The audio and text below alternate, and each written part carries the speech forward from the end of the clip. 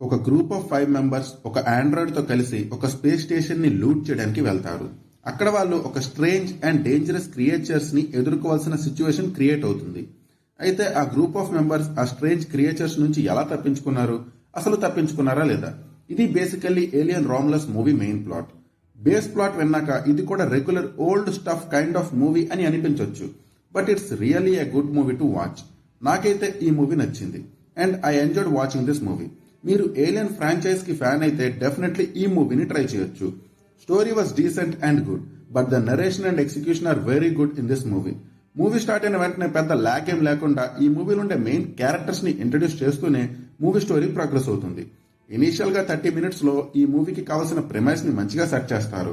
ఇక ఆ తర్వాత నుంచి మూవీ చాలా థ్రిల్లింగ్ అండ్ ఎంగేజింగ్ గా ఉంటుంది.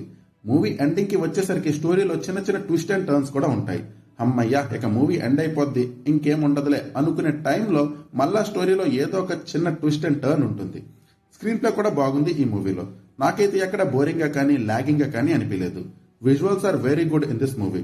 ఈ మూవీలో విజువల్స్ కొంచెం డిఫరెంట్ గా ఈ మూవీ టోన్ కి యాప్ట్ గా ఉంటాయి.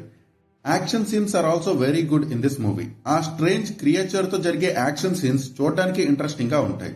Technical aspects are also very good in this movie. Camera work, cinematography గట్రా బాగున్నాయి. Music was also very good. అయితే ఈ మూవీలో కొన్ని అన్కంఫర్టబుల్ సీన్స్ కూడా ఉంటాయి. Performances are good. సో నాకైతే ఈ మూవీ నచ్చింది. మరి మీకు ఈ మూవీ ఎలా అనిపించిందో కామెంట్ చేయండి.